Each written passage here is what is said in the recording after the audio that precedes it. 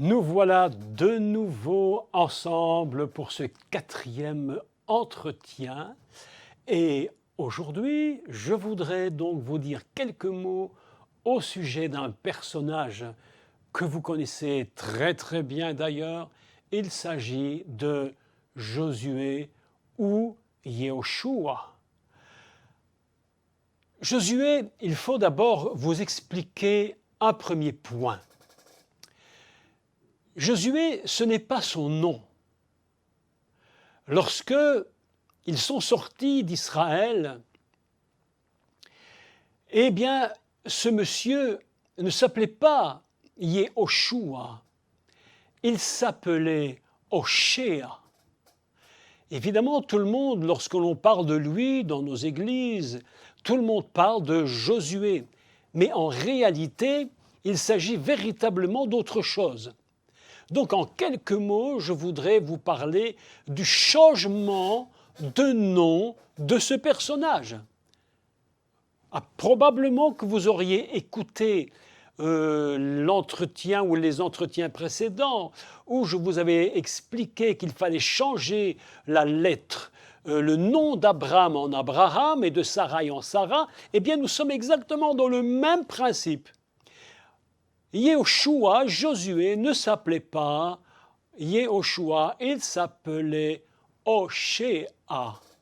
Et nous allons lire ensemble, si vous voulez bien, juste un petit passage dans le livre des Nombres, et nous allons voir ce qui va se produire. Rappelez-vous que Moshe avait choisi 12 chefs de tribus pour partir faire, comment pourrait-on dire, de l'espionnage dans la terre de la promesse.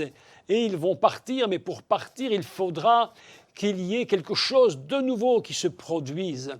Et Moshe va donc appeler Oshéa et il va lui dire « Viens parce que j'ai besoin que tu puisses partir donc dans ce pays de Canaan, mais avant que tu partes, il faut que je change ton nom. » Une fois de plus, quelque chose est surprenant.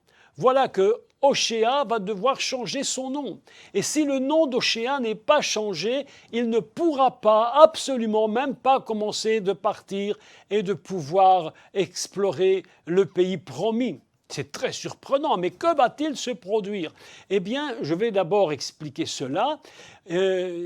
Oshéa va recevoir exactement de la même façon que Abraham avait reçu la lettre divine et que Sarai avait reçu la seconde lettre divine, il y a encore une lettre dans le nom divin qui est le Yud. Et lorsque Oshéa va venir vers Moïse, eh bien Moïse va lui dire « Écoute, voilà, j'explique, c'est un code Torah, je vais faire descendre la première lettre du nom divin. Et la lettre Yud, qui est la première lettre du nom divin, celle qui vaut 10, la valeur de Dieu, il dit, je prends cette lettre Yud et je la mets dans ton nom. Et ainsi, Oshéa reçoit cette lettre divine, la plus petite lettre qui contient, mais vraiment un mystère de puissance, mais absolument inimaginable. Et Oshéa reçoit la lettre Yud, la lettre du nom divin, et son nom se transforme à l'instant même, non plus en Oshéa, mais il devient Yehoshua, qui va donner plus tard le nom traduit en français Jésus.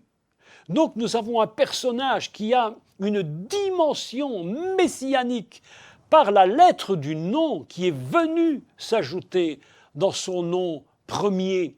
Et ainsi, il va devoir recevoir la puissance de Dieu, parce que mes amis, on peut espérer rentrer dans les promesses, on peut croire que nous allons les obtenir, mais il faut toujours que le nom de Dieu vienne en nous et nous change, et que la puissance de Dieu vienne en nous et nous change.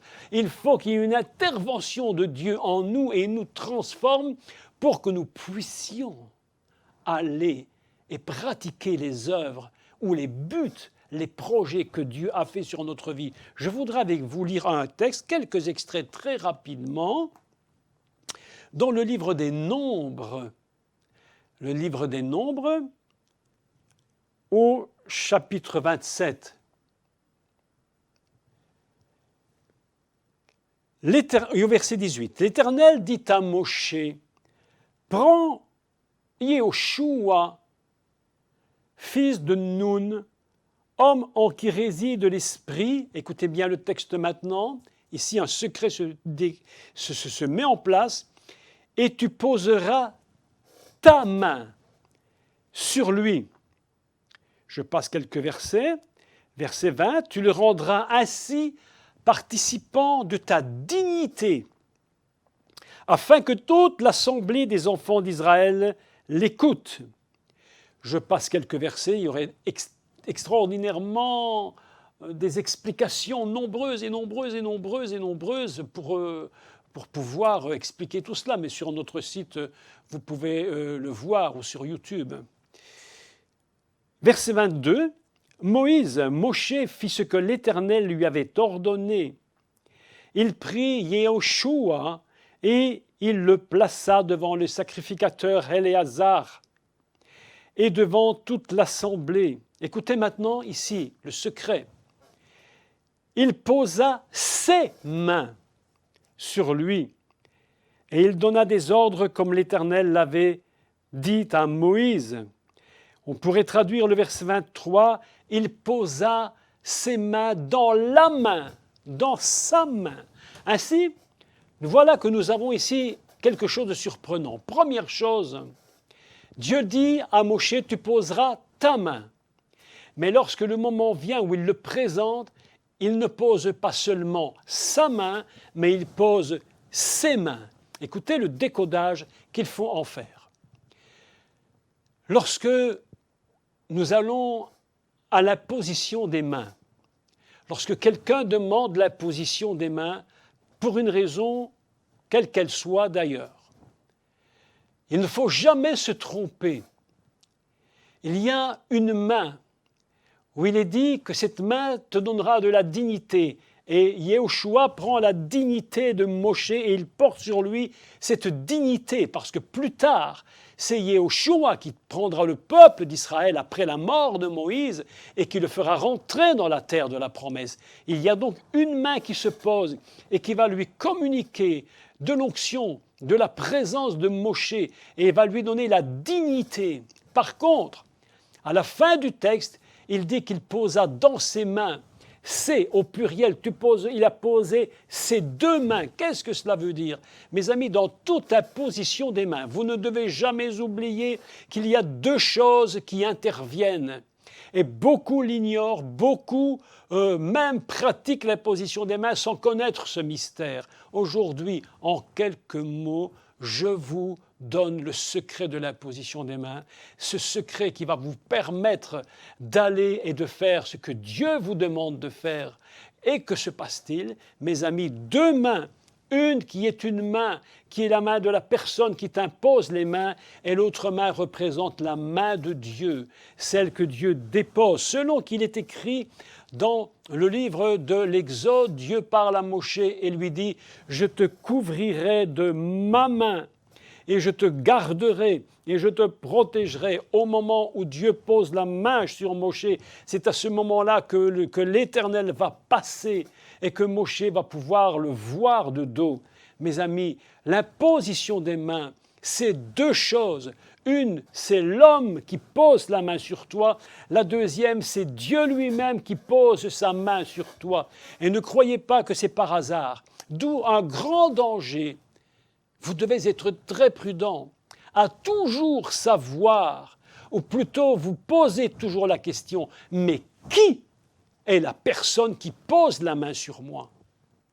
Parce que Dieu peut vous bénir, mais si la personne qui pose la main sur vous n'est pas une personne qui est digne, ou une personne qui a des comportements injustes, des gens qui ne devraient jamais le faire, mais si ces gens vous imposent la main et vous posent leurs mains, vous prenez sur vous ce qui est en eux.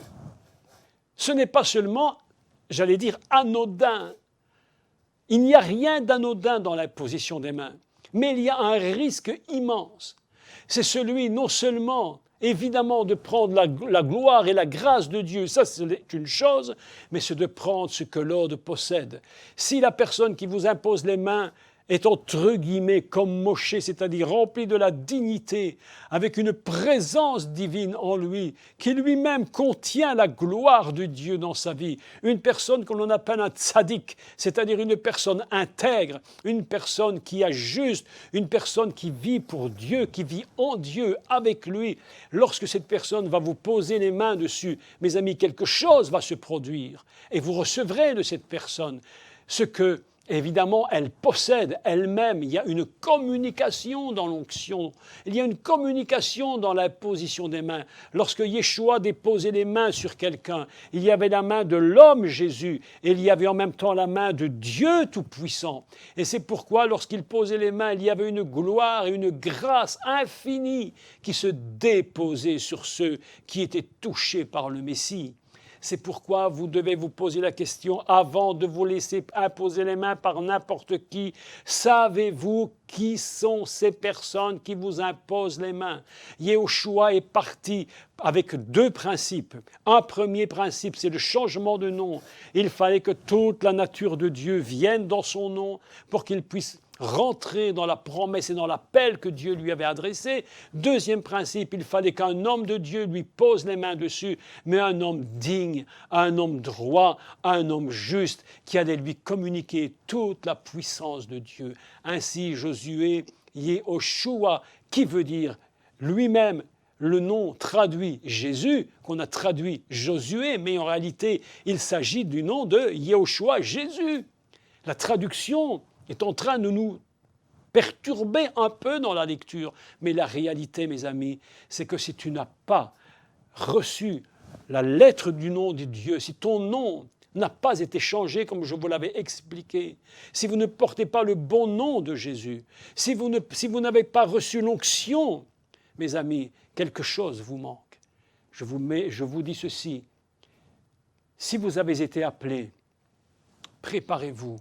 Et si quelqu'un doit vous imposer les mains, alors, comme il est dit de Paul et Barnabas, ils leur imposèrent les mains et les laissèrent partir. Soyez très prudents, parce que si vous n'êtes pas prudents, mes amis, vous risquez vraiment des grandes difficultés.